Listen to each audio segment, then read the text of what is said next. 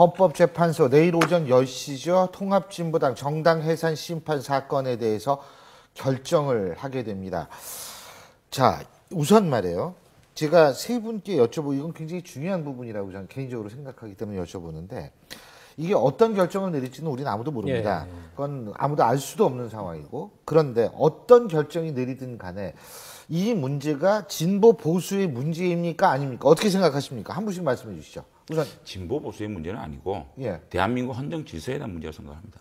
헌정 질서와 진보 보수는 어떻게 다를까요? 진보라는 거는 예. 대한민국을 좀 더 발전적으로 가자는 게 진보고 또 시장 경제 문제에 있어서 조금 더 간섭을 하느냐 마느냐 이런 문제를 봐야지 이제는 북한 문제하고 어떤 북한의 어떤 종북, 쉽게 말하면 북한을 따르는 예. 친북 성향의 어떤 행태 이거를 진보라고 이거하는 거는 이제 시대의 어떤 그 그러니까 진보과 진보는 다르다. 그럼요. 예. 그렇게 놓고 봐야지 이거를 지금 북한을 추종하는 것이 진보다 이런 이퀄은 이제 그건 정말로 시대착오적인 얘기죠. 그러니까 이건 진보 보수의 문제가 아니다. 이 변호사님. 예, 저도 마찬가지입니다. 지금 위헌정당이라고 할 때 헌법에 위배되는 가치를 추구하는 정당을 이제 해산할 수 있는 건데요. 그러니까 기본적으로 자유민주주의, 뭐 정당 제도, 국민 주권주의 이런 헌법적 가치를 그 부정하는 정당에 대해서 위헌정당을 하는 거지. 근데 진보라는 그 성향이 그 헌법적 가치를 부인하는 건 아니지 않습니까? 그래서 좀 전에 말씀드린 장 의원님 말씀하신 것처럼 친북이랑 진보는 등가가 성립하지 않는다고 봐서요. 다르다고 생각합니다. 예, 류 처장님은 어떻게 보십니까? 마찬가지입니다. 그러니까 목적과 활동에서 자유민주적 기본 질서 자체에 대한 심각한 도전 혹은 뭐 폭력 혁명 이런 것에 대한 부분에 대해서 평가를 해서 바로 그런 걸 추구했고 그런 활동을 할 개연성이 아주 높은 그리고 그런 것을 많이 추구한 그런 정당이라면 포용할 수 없다는. 근데 류 처장님도 아로에 오래 계셨죠.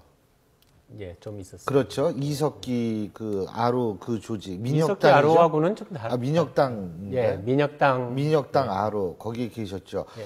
거기에 계셨을 때 그렇다면 본인은 진보 운동을 하고 있다고 그때 당시에는 생각하셨었어요? 제가 92년부터 97년까지 5년간 이제 뭐 학생 아로 그다음에 뭐 민혁당원으로서 이제 활동을 했는데 예, 그때 당시에는 어쨌든 근본적인 아주 그 야당이나 이런 사람들과는 다른 근본적인 진보를 추구했다라고 그렇게 확신하고 있었죠. 그렇게 확신하고 있었는데 지금 거기에 계셨던 분으로서 나와 보니까 그거는 진보적 가치가 아니더라. 지금 이런 말씀이시죠? 그러면 알겠습니다. 근데 이게 이제 왜 그러냐면 이게 어떤 결정이 내리든 간에 우리 사회는 당분간 홍역을 알 수밖에 없어서 일단은 그 부분에 대해서 여러분의 의견을 여쭤본 거고요. 두 번째는 이게 이 결정하는 이 기일을 앞당겼어요. 근데 이게 앞당겨졌다라는 어떤 왜냐하면 매주 목요일이 이게 선거일인데 다음 주 목요일도 있어요. 근데 다음 주 목요일은 크리스마스죠. 그러면 그 다음날 금요일 날 해야 되는데 빨리 하는 이유 뭐 있다고 보십니까? 근데 저는 그렇게 이게 무슨 뭐 그 노무현 대통령 그때 탄핵 심판도 목요일에 한 걸로 제가 기억하는데 제가 뭐 그때도 금요일 날 했대요. 금요일 날 했네요. 그러니까 그렇죠. 금요일 날 했다고 들었는데 어쨌든 법률가들 얘기는 이것이 꼭 목요일 날 해야 된다 이게 아니고 그건 크게 의미가 없는 얘기라고 얘기를 하더라고요. 그리고 이게 흔히들 지금 이게 무슨 지금 청와대의 어떤 그런 그 문건 문제 때문에 덮으려고 일찍 하는 거 아니냐라는 얘기가 있는데 오히려 덮으려면 검찰 수사 결과 나온 다음에 이거를 탁 발표하는 게 이게 정치적 의도가 있는 것이지 정치적 의도를 없애기 위해서 좀 더 빨리 하지 않느냐 저는 이렇게 보는 거죠. 이 변호사님은 예, 저는 조금 실무적인 설명을 드릴게요. 이게 그 최종 변론도 생중계를 했었습니다. 그래서 이번에도 아마 선고를 생중계를 할 텐데 그러면 보통의 목요일 날 기일을 잡아서 다른 선고 사건하고 같이 생중계를 하게 되면 좀 어려움이 있습니다. 그래서 이 기일을 따로 잡아서 이 부분을 국민들의 알 권리를 충족시키기 위해서 이렇게 하는 거고요. 그리고 내일 아마 말씀하신 것처럼 이게 어떤 결정이 내려지든 홍역을 앓을 가능성이 있기 때문에 내일 선고 이유를 자세하게 읽어줄 겁니다. 그러니까 시간이 많이 걸리니까요. 그래서 이제 따로 기일을 잡았고 그 다음에 또 이 부분이 최종 변론을 하고 나서 원래 한 3주 내에 결정을 내려야 해서요. 그게 뭐 강행 규정은 아니지만 그걸 맞추기 위해서 이렇게 되는 거지 특별히 뭐 당기거나 특별히 날을 따로 잡은 게 아니라 그냥 원칙에 충실하게 하다 보니까 이렇게 날짜가 나온 것 같습니다. 제가 우리 유 처장님한테 좀 다른 질문을 드릴 텐데 과거 운동권 주사 운동권에 일을 하셨기 때문에 근데 중요한 거는 이제 이정희 대표를 비롯한 이 통진당 측에서 108배도 하고 지금 국회에서는 이 밤샘 농성도 아마 할 겁니다. 그런데 이게 선고일이 이제 내일 아닙니까? 그런데 이게 오늘 막 이렇게 하는 거는 어떤 의미가 있다고 보세요? 이걸 어떻게 해석해야 된다고 보십니까? 그러니까 원래 운동권적 시각으로 본다면.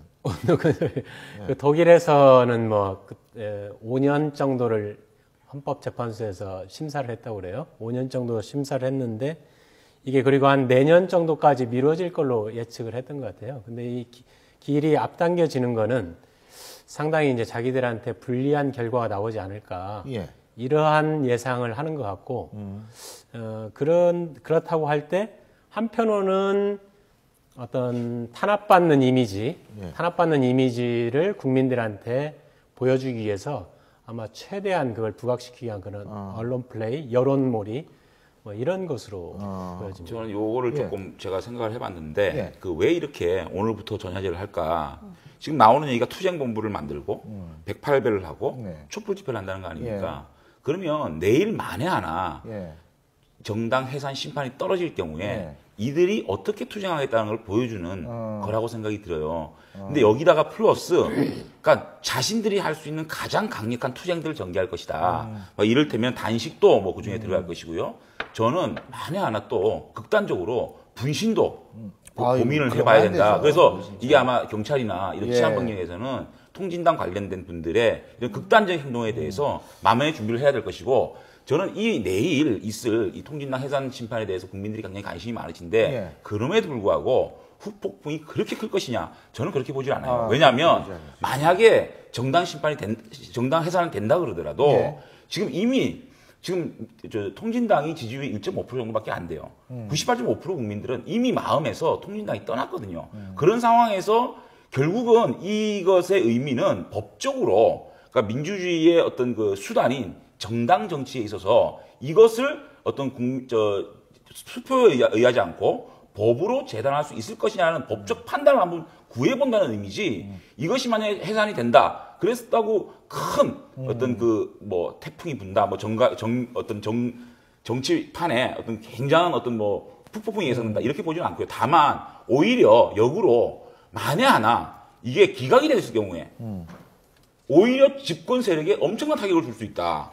오히려 그러니까 왜 굳이 벌써 법무장관 퇴진론이 나올 것이고 청와대에서 굳이 왜 이런 짓을 했느냐, 왜 국정을 이렇게 혼란시키느냐라는 역풍을 오히려 집권 세력이 맞고, 이 만약에 이게 뭐 정당이 심판 해산해라라고 했을 경우에는 통진당의 이런 그 강력한 투쟁 외에는 그렇게 큰 영향은 없을 것이다. 저는 이렇게 봅니다.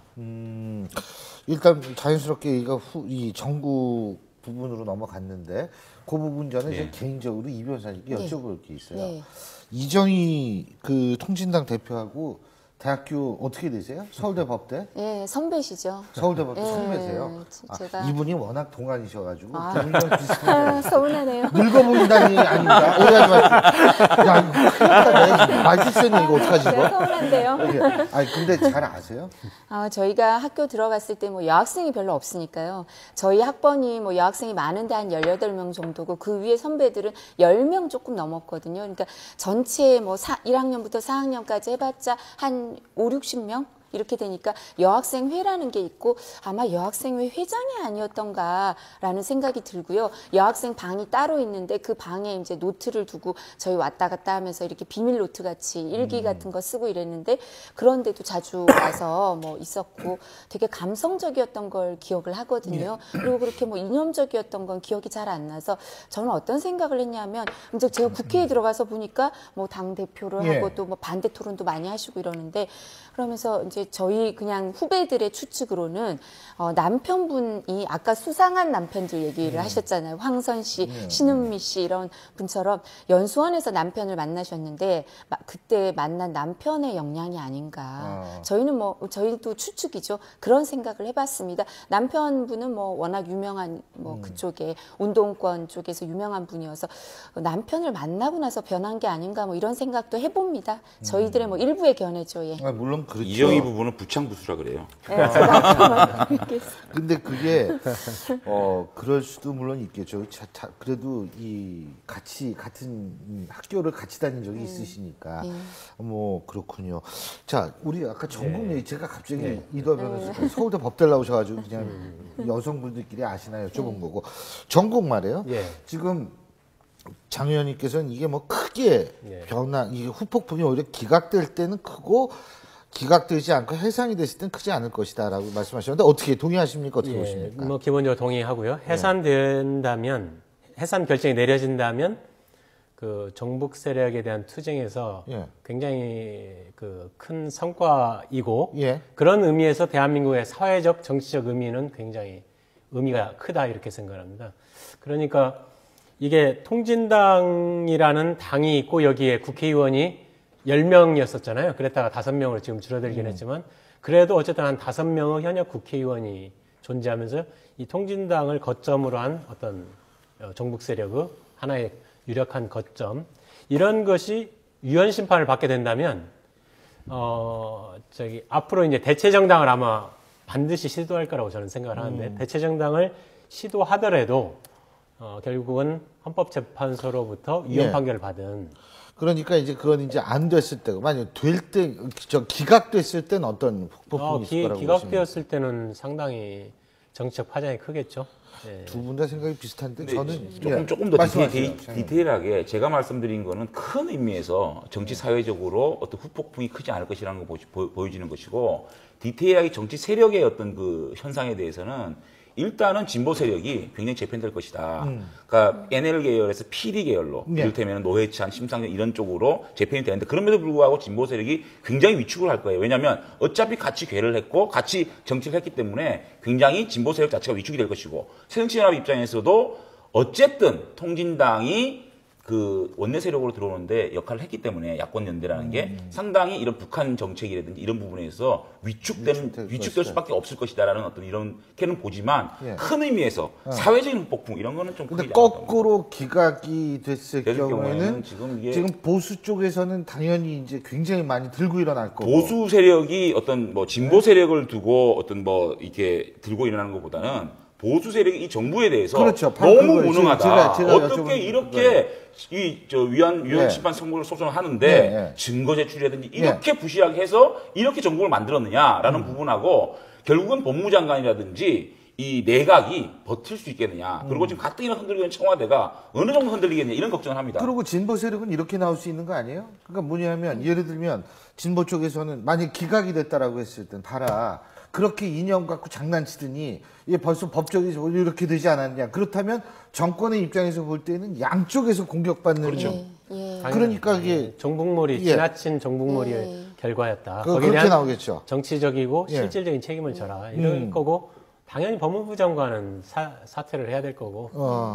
아주 그거 어떻게 될지 모르는데 근데 어쨌든 그러고 많이 이제 저거 했을 때 우리 장 의원님도 말씀을 하셨지만 이 변호사님도 어떻게 보세요? 이 전국이 기각됐을 때와 해산 결정이 내려졌을 때 둘을 비교하면 어떻게 보십니까? 예, 지금 뭐 두 분이 걱정하시는 것처럼 저도 기각되었을 경우에 저희도 이제 여당에 몸담았던 사람들이기 때문에 근데 이건 뭐 진보 보수 문제 아니에요? 근데 그러니까 정부와 여당의 그 부담이나 책임감이 훨씬 클 거라는 걱정을 좀 하죠. 기각이 됐을 때. 왜냐하면 사실 이 위헌 정당 해산 심판이라는 거는 정부만이 할 수 있는데 이제 국민들이 청원을 해서 정부가 하는데요. 그러니까 결정을 정부가 한 게 아닙니까? 그 국민들이 보수 보수단체에서 청원은 했거든요. 청원은 했지만 해산 심판 청구를 할 것인가 말 것인가 이 부분은 정부에서 결정을 한 거고요. 또 말씀하신 것처럼 이 해산을 받기 위해서 입증이라든가 이런 부분을 정부가 부담을 갖고 있었거든요. 그러니까 보수단체에서는 왜 그럼 입증을 제대로 못해서 졌느냐, 왜 패소했느냐 이런 불만이 있을 거고요. 그럼 진보단체에서는 종북 몰이뿐만 아니라 그러니까 이게 위헌 정당에 이르지 않는데도 왜 청구를 해서 이렇게 사회적인 혼란을 더 가중시켰냐 이렇게 양쪽에서 공격을 받을 수밖에 없어서 걱정이 보수단체에서는 됩니다. 제 생각에 만약에 이게 부결된다, 기각된다. 네, 기각된다. 그러면 정부에 대한 공격도 공격이지만 아마도 좀 강경한 분들은 헌법재판소 해산, 대해서도, 예. 헌법재판소를 해산시켜야 된다는 아마 그런 그런 과격한 분들이 주장도 계실 많이 거예요. 나올 예. 거예요. 간단하게 참고로 새누리당 입장에서는 이 청구 소송이 정말로 잘해야 본전인 거예요. 기각이 돼도 문제고 그러니까 기각이 되더라도 이익이 없는 게 만약에 이게 받아들여진다고 하더라도 하면은 사실은 통진당 1.5% 갖고 가잖아요. 수도권이나 박빙 지역에서는 총선할 때 1.5% 갖고 가면 져요. 오히려 야권 연대가 돼버리는 거 아닙니까? 그래서 통진당이 오히려 있는 게 낫거든요, 사실은. 새누리당 입장에서는. 그러니까 새누리당은 사실 이 결정에 요만큼은 도움도 안 되는 결정을 기다리고 있다. 이렇게 말씀드리고 싶어요. 알겠습니다. 내일 오전 10시면은 이제 모든 게 다 드러나게 되는데요. 자, 그러면 저희가 탈북하신 분들의 시각으로는 통진당 문제, 황선 씨의 문제가 어떤지 잠시 위부에서 얘기를 나눠보고 오늘 세 분은 여기서 작별하도록 하겠습니다. 오늘 말씀 잘 들었습니다. 고맙습니다.